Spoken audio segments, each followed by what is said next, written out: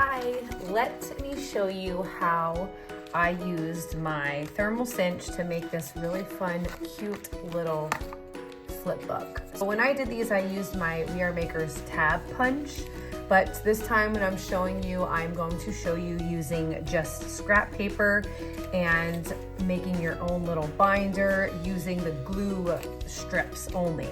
And the idea for me was I wanted them to open kind of on hinges, I guess, was my thought.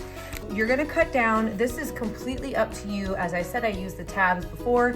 This time I cut 1-inch strips, and then I used my scoreboard right here. I changed this setting, flipped this around. After I cut my 1-inch strips, I lined them up and I scored down the middle, which is at the 1/2 inch mark. After that, you want to take them all and fold them so you're giving it a little bit of a crease. So just fold back and forth.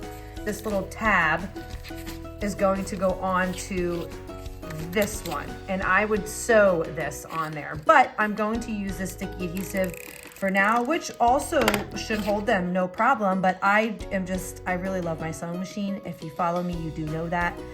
Now I have all of my pieces together. We want to cut our bind for it. I cut my spine down. My spine is 1 1/4 inches because I only want 1/2 inch on either side, and each one of these strips is about 1/4 inch. So if you're going to use more, if you want your book to be bigger and you're going to line more of these up, just account for them as taking up 1/4 inch. Take a piece of this. Well, I'm just eyeballing. That looks good. There is already self-adhesive on the back. So now I'm going to pull that off. Stick this down in the center. Now I have my glue strip ready to go. We're going to do adhesive again, using my sticky thumb, and just do the front and the cover page. So this is my cover page, or sorry, front and the back page. And I'm not gonna cover up, I'm going to go a tiny little bit away from that crease line so I have a nice hinge there. And same thing, let me flip my book over and you can see I used all different shape cards. There we go. Now, this is the part where we're gonna build everything else and put these in here.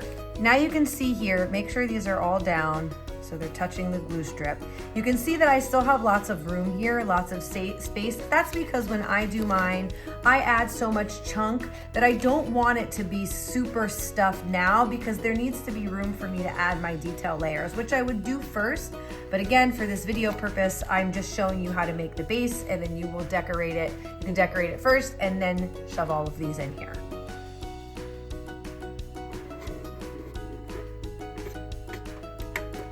Now our book is completely glued and adhered. You can see when we flip through these pages, they hinge nicely because we created that little hinge for them and they are secured in there. We could have fit more, but I just wanted to show you the process. There's the side so you can see how much space there is, how much room there is for more pieces.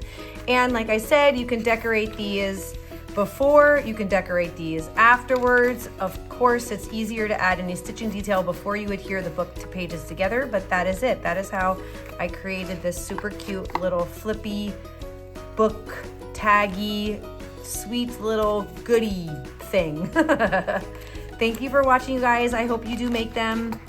They're fun.